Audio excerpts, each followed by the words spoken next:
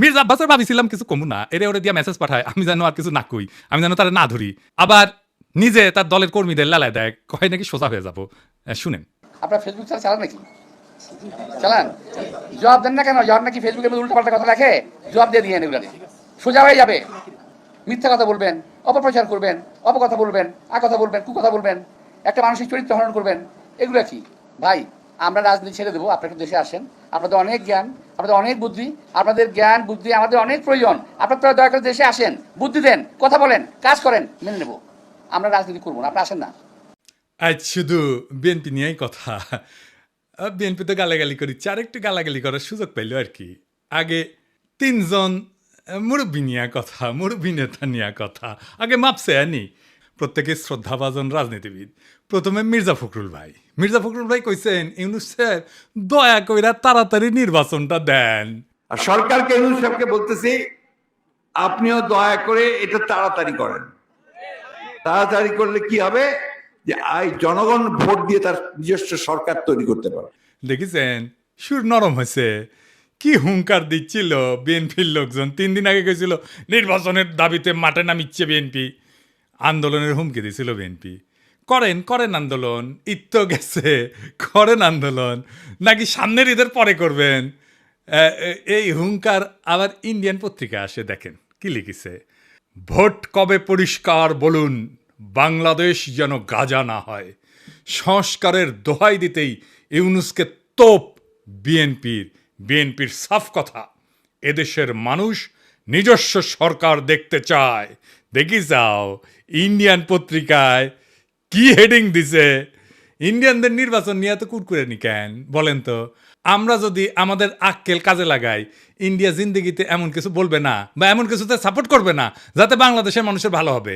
ইন্ডিয়ানরা যা বলবে ঠিক তার উল্টা দিকে দাঁড়াবেন। ইন্ডিয়া যদি বলে না নির্বাচন এখন তা ঠিক হবে না, প্রফেসর ইউনূসের সরকার আরও থাকুক, আপনি তখনই কবেন প্রফেসর ইউনূসের পদত্যাগ চাই, প্রফেসর ইউনূস ক্ষমতা ছাড়ো, বুঝাও। রাজনীতি কালে খুব জটিল কিছু না, ইন্ডিয়া যা কবে তার উল্টা দিকে আমাদের মঙ্গল। আর বাংলাদেশের কারো কথা যদি ইন্ডিয়ার সাথে সবসময় মিলে যায়, তাহলে বুঝবেন ওই হালায় কলকাতা হারবাল খাইছে, শালা ইন্ডিয়ান মাল। মির্জা ভাই ইঙ্কা করে কলে তো হবি না, আপনাকে না গান গাওয়া লাগবি, গান গায়ে কওয়া লাগবি। একটা গান বানিয়েছি শুনবেন, হ্যাঁ বাড়িতে না প্র্যাকটিস করে মাইকের সামনে গাবেন, আমরা খুব ফাইন হয়েছে মির্জা ভাই, শুনবেন, শুনেন। নির্বাচন, আহা নির্বাচন, নির্বাচন চাই নির্বাচন, তা না হলে ইউনূস যাবে নির্বাসন। দিতে হবে নির্বাচন এই ডিসেম্বরে,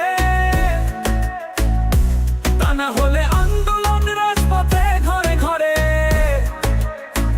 আর নয় আন্দোলন রোজাতিদের পরে, এবার হবে হবে ঠিক ডিসেম্বরে নির্বাচন, আহা নির্বাচন। এইবার আসেন দেখি বিএনপি কেমনে ইন্ডিয়ান বয়ান ফেরি করে, সেটাই না দেখি। বিএনপির রিকমেন্ডেশনে হওয়া পররাষ্ট্র উপদেষ্টা তহিদ সাহেব আর বিএনপি নেতার ছোট ভাই জসিম, ইয়া ঢিচুম ঢিচুম ঢিচুম ঢিসা আসা না হয়েছে। এডিটার সাহেব এটা দেখান না, এই জসিমের ম্যাচ পিট মেলা দিন দেখি না, এটা দেখান না।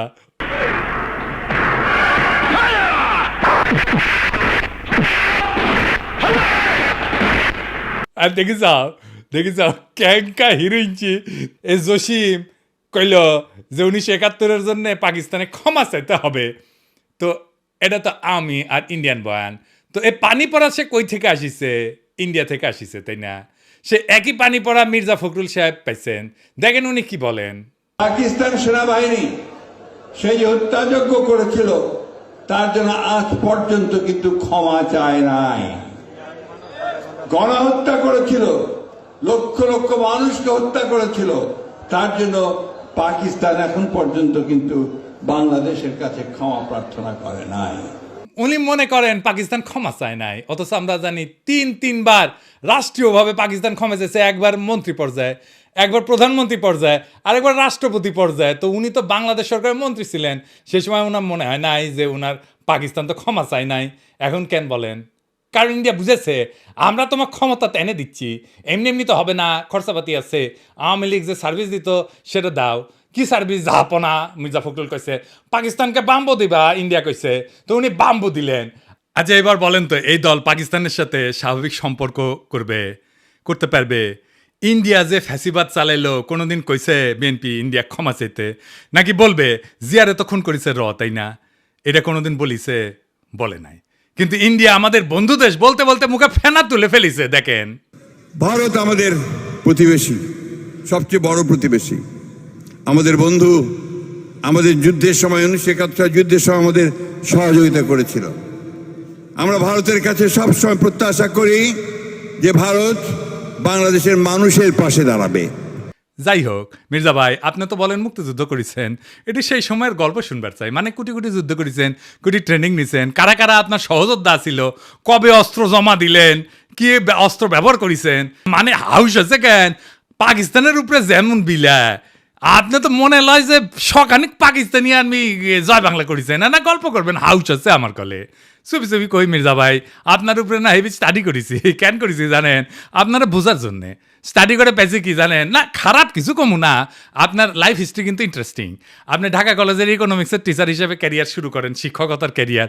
পরে ঠাকুরগাঁও কলেজে ইকোনমিক্সের অধ্যাপক ছিলেন, খুবই জনপ্রিয় টিচার ছিলেন, ছাত্ররা আপনার ক্লাস করার জন্য উন্মুখ হয়ে থাকতো, মার্শাল্লাহ।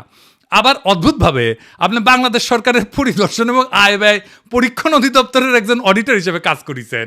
এই প্রফেসর হওয়ার পরে শিক্ষা বিভাগে আবার ডিজি আসিলেন। এমন সেলিব্রেটেড শিক্ষকের জীবন চাইরা অডিটর কেন হইলেন? এটা মিলাইতে পারি নাই। তাই আপনার জীবনের গল্প আপনার কাছ থেকে শোনার ইচ্ছা থাকলো, আমার ক্ষুদ্র ভ্রাতার ভগিনীরা আপনাদের কয়ে রাখি, কারো সম্পর্কে জানতে হইলে এভাবে ডিক করবেন, খুঁড়বেন, তারপরে তাই আপনি ভালো তার ডিল করতে পারবেন। যাই হোক, এবার আরেক বিএনপির সিনিয়র নেতারে নিয়ে আলাপ করি। হ্যাঁ, আমির খসরু মাহমুদ। যেই সরকার জনগণের ভোটে নির্বাচিত হবে তারা জনগণের কাছে দায়বদ্ধ থাকবে, জবাবদিহি থাকবে।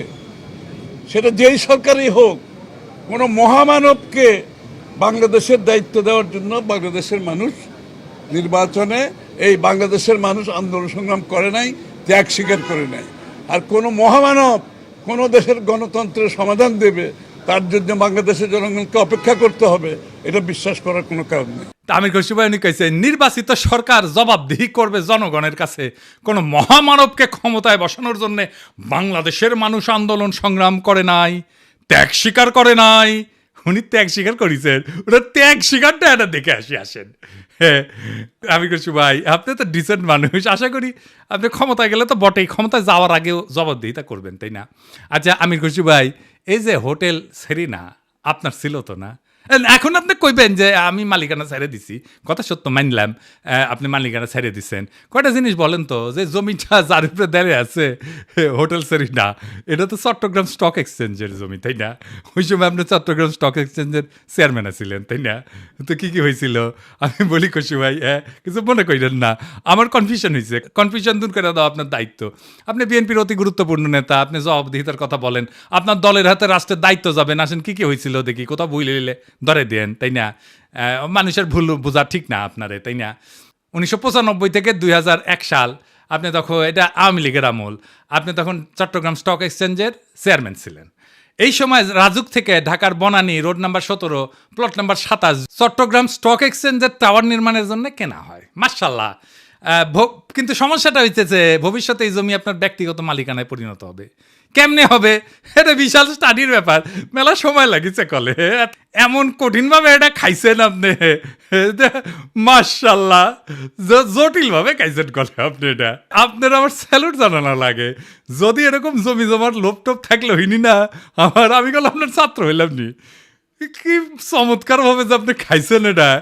তো জমিটা পাইছেন, রেজিস্ট্রেশন হয়নি এখনো রাজুক থেকে।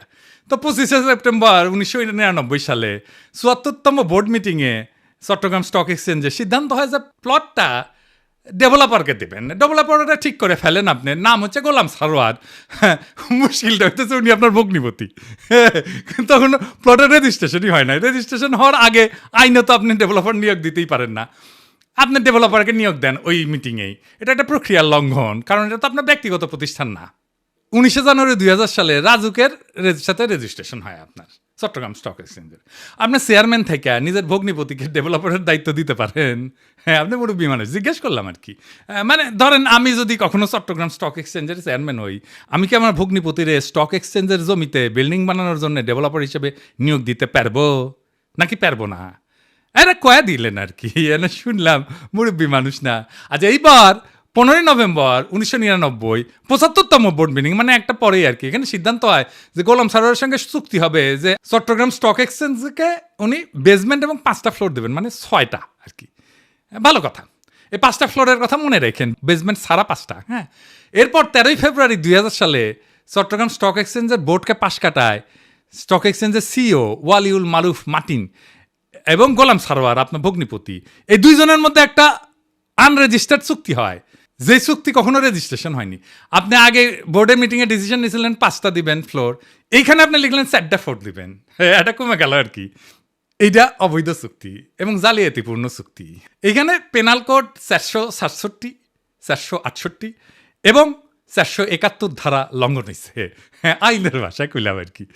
তো 74 এবং 75তম বোর্ড মিটিংয়ে গোলাম সারোয়ারকে ব্যক্তিগতভাবে ডেভেলপার হিসেবে নিয়োগের আলোচনা হয়, কিন্তু সিইও যে সিগনেচারটা করলো না যে 4টা মিটিংয়ে, ওইখানে হোটেল সারেনার মালিক হিসাবে তার সাথে এগ্রিমেন্টটা হইল। সারেনাকে তখন হয়নি যখন আপনি বোর্ড মিটিং করেছেন, বুঝছাও? তো এই সিইও ওয়ালিউল মারুফ মার্টিন সে বোর্ড মিটিং উপেক্ষা করে সারিনার সাথে একটা চুক্তি করলো। সে কি পারে? হ্যাঁ, পারে না, তাই না? যাই হোক, স্টক এক্সচেঞ্জের তরফ থেকে আনুষ্ঠানিক বা বৈধভাবে সারিনাকে কোনো দায়িত্ব দেওয়া হয়নি, তাই না? হ্যাঁ, বোর্ডকে পাশ কাটায় যে আপনি সারিনাকে দায়িত্ব দিলেন, এটা আপনি পারেন না। এরপর 23শে মে 2000 সালে গোলাম সারোয়ার, মানে আপনার ভগ্নিপতিরে একটা পাওয়ার অফ অ্যাটর্নি দেওয়া হয় যাতে জমি বন্ধক দেওয়া, আর্থিক ক্ষমতা দেওয়া হয়, কিন্তু ওইটাতে আবার কোনো ফ্লোর বন্টনের উল্লেখ নাই। এই চুক্তিতে বোর্ড অনুমোদনেরও উল্লেখ নাই। 10ই জুলাই 2000 সালে আপনি এবং বাদী, আপনার স্ত্রী সারিনার 50% শেয়ারের মালিক হয়ে যান, কিনে নেন আর কি। কি টাকা দিচ্ছেন কে জানে। হ্যাঁ, ভগ্নিপতিকে রাস্তা তৈরি করে দিচ্ছেন, এখন নিলেন শেয়ার। 2010 পর্যন্ত হোটেলের মালিকানা ছিল আপনার। এইভাবে প্রাতিষ্ঠানিক সম্পদকে পারিবারিক ব্যবসায় রূপান্তর করে ফেললেন। এটা একটা জ্ঞাত ষড়যন্ত্র, ইংরেজিত কয় ক্রিমিনাল কনস্পিরেসি। ইংরেজিত যেহেতু কইছে, ঠিকই কইছে। হ্যাঁ, 20শে নভেম্বর 2004 সাল রেজিস্ট্রেশন হয় জমিটার গোলাম সারোয়ারের নামে। অদ্ভুত ব্যাপার। তবে দলিলে সম্পূর্ণ ভবনের উল্লেখ নাই, দামে ব্যাপক গড়মিল দেখানো হয়, এটি সরকারকে রাজস্ব ফাঁকি দেওয়া হয়। দলিলে প্রকৃত দাম না দেখানো পেনাল কোডের 420 সিটিং এই ধারার আওতায় পড়ে। এইবার ভবন নির্মিত হয়, আলহামদুলিল্লাহ। হ্যাঁ, জিলাপি টিলাপি খাওয়া হয়, বিলার টিলার দেওয়া হয়। ভবনের অনুমোদন ছিল কত? 15 তলার। আপনি ভবনটা বাড়াইছেন কত? 20 তলা, 5 তলা এক্সট্রা, 12 হাত কাকুরের 13 হাত বেশি দেখেছি না, সেরকম 15 তলা অনুমোদিত বিল্ডিংয়ের 20 তলা হয়ে যাওয়া দেখলাম আমরা। এটা রাজুকের নিয়ম ভঙ্গ কইরা অবৈধ নির্মাণ, নগর উন্নয়ন আইনের গুরুতর লঙ্ঘন। আর চট্টগ্রাম স্টক এক্সচেঞ্জকে 4টা ফ্লোর পরে এটা কমায় 4টা করা হয়েছিল না, সেটা আসলে যে অতিরিক্ত ফ্লোর বানায় দুটো থেকে দেওয়া হয়েছে। মানে মাছের তেলে মাছ ভাজিছেন, পুরা বিল্ডিং আর জমিন মালিক হয়ে গেছে আমির খুরশি মাহমুদের পরিবার। বুঝেছাও? মজার এই দারুণ চালাকি কইরা এমন একটা জায়গায় আপনি সম্পদ বানাইলেন, কি ফাইন সিস্টেম কইরা। আচ্ছা, খালেদা জিয়া এতিমখানার টাকা সরান নাই, টাকা ব্যাংকে ছিল, কিন্তু উনি নাকি নিয়ম মানেন নাই, তাই উনারে জেলে নিল হাসিনা। আপনার নামে কেন কোনো মামলা হইল না? আপনি তো বলেন আপনার মালিকানা নাই। মালিকানা ছিল তো ওই সময়, এক সময়, তাই না? ওই মালিকানার কি আপনি নিতে পারেন? আপনি ডিউ ডিলিজেন্স করেছিলেন? করেন নাই। আপনি জানতেন না 15 তলার পারমিশন নিয়ে 20 তলা বানানো হয়েছে? হ্যাঁ, তাও তো শেয়ার কিনেছেন। আপনার তো ডিউ ডিলিজেন্সই ধরা পড়ে যাওয়ার কথা। এই সারিনাতেই তো আপনি আবার ফার্মের বাসায় দান্দিক বোকাচোদাদের নিয়ে মিটিং করেন, কমিউনিস্টদের নিয়ে। ইনভেস্টমেন্ট সামিটের টাইমেও মিটিং করেছিলেন। আপনার কি প্রফেসর ইউনুসকে জবাবদিহিতার কথা বলা মানায়? আমি খুশি ভাই। হ্যাঁ, আগে দেখতাম মানুষ রাজনীতি করতে এসে গরিব হয়, বাংলাদেশে দেখতেছিস খালি সবাই বড় লোক হয়, বড় লোক হয়, বড় লোক হয়, টেকায় খালি টেকা। আমির খুশি ভাই, এটাই সমস্যা। কি সমস্যা হচ্ছে? টেকা কামানোর জন্য রাজনীতি যদি কেউ করে, তার মাথার তো খালি টেকা আর ধান্দা ঘুরবি। রাষ্ট্র তো একটা হিউজ রিসোর্স, তাই না? ওই রিসোর্সের মালিকানা নেওয়াটাই কি রাজনীতি? আপনি তো রিক্সাওয়ালা, ঠেলাওয়ালা, গার্মেন্টস শ্রমিক, বাস শ্রমিক, কৃষক, ক্ষেতমজুর, ক্ষুদ্র ব্যবসায়ীর কথা ভাবতে পারবেন না। দলমূর্খ সদাদের পাবেন, আইসা গালাগালি করবে। শীর্ষ নেতারা মেদিনীপুরের ভাষায় কথা বলবে, আর মূর্খ সদাদের আইসা আমার মালওয়ান করবে, গালি দিবে।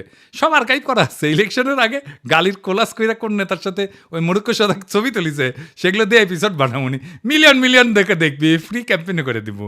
আমি কিছু ভাই, আমি তো আমার শেষ হয়নি কথা, এটা কেস স্টাডি লিখেছি আপনার সারিনা কেলেঙ্কারি নিয়া, এই কিচ্ছা একাডেমিয়াতে ঢুকে তুমি খালি আওয়াজ দিচ্ছি না, আমার কথাবার্তা হয়ে গেছে কলে ফাইনাল। কেস স্টাডির নাম দিচ্ছি কি জানেন?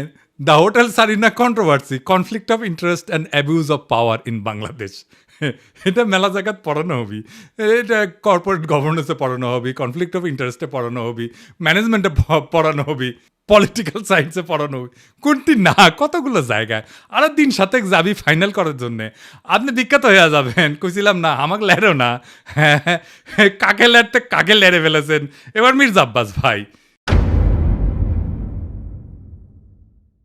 মির্জা আব্বাসের ভাবিছিলাম কিছু কমু না, এরে ওরে দিয়া মেসেজ পাঠায়, আমি যেন আর কিছু না কই, আমি যেন তারা না ধরি। আবার নিজে তার দলের কর্মীদের লালায় দেয়, কয় নাকি সোজা হয়ে যাব। শুনেন, আপনারা ফেসবুক চালান নাকি? চালান? জবাব দেন না কেন? যার নাকি ফেসবুকের মধ্যে উল্টাপাল্টা কথা লেখে, জবাব দিয়ে দিয়েন এগুলারে, সোজা হয়ে যাবে। মিথ্যা কথা বলবেন, অপপ্রচার করবেন, অপকথা বলবেন, কথা বলবেন, কুকথা বলবেন, একটা মানসিক চরিত্র হরণ করবেন, এগুলো কি ভাই? আমরা রাজনীতি ছেড়ে দেবো, আপনারা একটু দেশে আসেন, আপনাদের অনেক জ্ঞান, আপনাদের অনেক বুদ্ধি, আপনাদের জ্ঞান বুদ্ধি আমাদের অনেক প্রয়োজন। আপনারা দয়া করে দেশে আসেন, বুদ্ধি দেন, কথা বলেন, কাজ করেন, মেনে নেব। আমরা রাজনীতি করবো না, আপনারা আসেন না। কয় দেশে আসেন, দেশে আসেন, এই কথাটা আপনার দলের ভারপ্রাপ্ত চেয়ারপারসনরা কইতে পারেন না? আমি কি দেশে গেলে আমরা প্রাইম মিনিস্টার বানাবেন? ভারপ্রাপ্ত চেয়ারম্যানরা তো প্রাইম মিনিস্টার বানাবেন, আমারা তো বানাবেন না। দেশে আমারে ডাকেন কেন? উনারে ডাকেন। কয়দিন আগে কইছিল না সংস্কার করলে ছুঁড়ে ফেলে দিবি, আবার কি কইছে? আমি কখনো কই নাই। 2 দিনে কথা ঘুরে ফেলছে। কে সোজা হয়ে যায় দেখি চাও কে সোজা হয়। হ্যাঁ, দেশে দাগ ইচ্ছে যে ভাবিচ্ছে যে দেশে গেলে দাবরানি দিবি, আমার দাবরানি কেমনে দিবি জানেন? এই যে তার দলের নেতা স্কুল শিক্ষকের কলজা টেনে ছিঁড়ে ফেলাতে চায়, দেখি চাও। টানি ছিঁড়ি ফেলবো, একবারে টানি ছিঁড়ি ফেলবো তোমার। সেনো তুমি সেনো, চলো তোমার খারাপ খুব আমাদের একবারে নিশ্চিন্ন করে দিব তোমার। কি কথা বলো তুমি? সেনো বিগ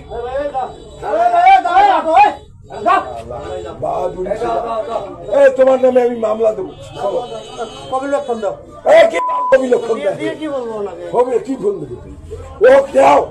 আমি থানা যায়া আমি ওখানে ইসরায়েল লিখবো, লিখি ওকে অ্যারেস্ট করে দিয়ে তারপরে আমি আসবো। কুড়িগ্রামে কি কয় ক্ষমতা না আসতে আসতেই এই শুরু করেছেন। ক্ষমতা গেলে কি করবেন এটা পাবলিক জানে। আপনাদের তো উন্নতি হইতেছে না, ক্রমাগত অবনতি হইতেছে। দুঃশাসন শুরু করলে আবার লড়াই শুরু করবো। দেশের মানুষকে তো আর অরক্ষিত রাখা যায় না। মির্জা আব্বাস ভাই, আমি সোজাই আছি, কিন্তু আপনারা একেবারে ফ্ল্যাট করে দিব, একেবারে হুতায় দিব, উঠবার পারবেন না। এই বুড়া বয়সে আপনি কল্পনা করতে পারতেছেন না আপনারা আমি কোন দিক দিয়ে ধরবো। মিশা কথা আমি কইছি, কোন কথাটা মিশা কইছি কইবেন? হ্যাঁ, কোন সেক্টরে মুক্তিযুদ্ধ করেছেন, কার সাথে যুদ্ধ করেছেন? আমি নানাভাবে ক্রস চেক করিয়া কইছি আপনি বালের মুক্তিযুদ্ধ করেছেন, মুক্তিযুদ্ধের নামে মিথ্যাচার করেছেন। দিন বদলাইছে মির্জা আব্বাস ভাই, শেরের উপরে শোয়াশের আছে। শোনেন মির্জা আব্বাস ভাই, মানুষের 3টা জিনিস ডরায়, এই ডর দেখায় মানুষের শাসন করছেন এতদিন। জানের ভয়, সম্মান হারানোর ভয়, আর সম্পদ হারানোর ভয়। আমার জানের ভয় নাই, সম্মান হারানোর ভয় না, আমার সম্মানই নাই। হ্যাঁ, আপনি কি নিবেন?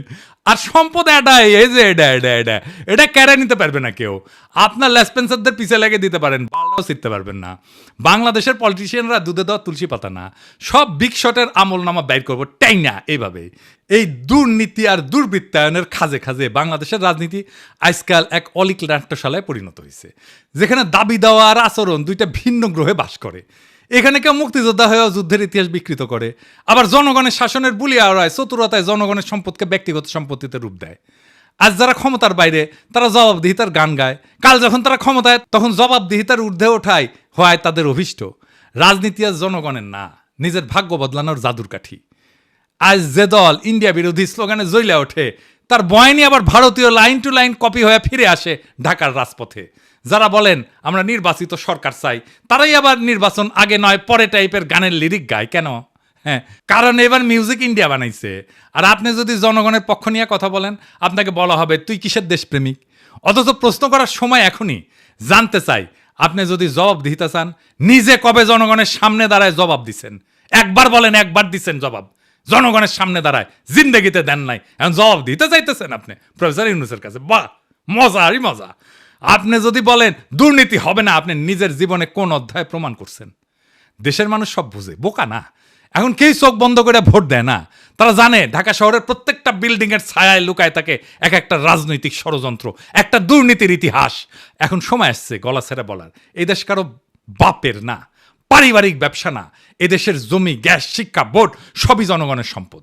আর এই সম্পদের হিসাব চাই, জবাব চাই, বাম ডান না, ন্যায় অন্যায়ের মাপকাঠিতে। কারণ আজ আপনারা রাষ্ট্র ক্ষমতা নেওয়ার কথা বলতেছেন, নির্বাচনের কথা বলতেছেন, আপনার বগলে পুরানা লুটের খতিয়ান। এই বাংলাদেশকে আমরা বদলাবো, বাংলাদেশকে আমরা আমাদের স্বপ্ন দিয়ে সাজাবো, আমাদের বর্ষা বিপ্লবের স্মৃতি দিয়ে ভরাবো। এই দেশ আপনাদের মতো নেতাদের না, এই দেশ প্রত্যেক জনতার, প্রত্যেক নাগরিকের। এই দেশের মালিক আমরাই আমজনতা। আমরা যাচাইব, জনতা যাচাইবে, দেশ সেভাবে চলবে। রাজনৈতিক দলের ইচ্ছার কাছে আমাদের ভাগ্যকে আমরা আর বন্ধক দেব না। ইনকিলাব জিন্দাবাদ।